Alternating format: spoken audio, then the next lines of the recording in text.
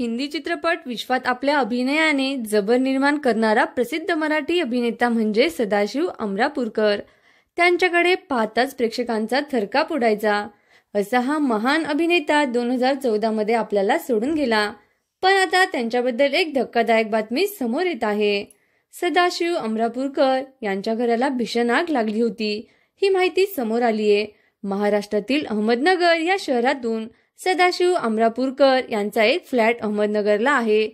येथे त्यांचे भाडेकरी राहतात। या फ्लॅटला शॉर्ट सर्किटमुळे आग लागली आणि घरात राहणारी एक महिला आगीत अडकली होती। आजूबाजूच्या लोकांनी अग्निशमन दलाला कॉल केला। अग्निशमन दल तेथे पोहोचलं आणि ही आग विझवण्यात आली।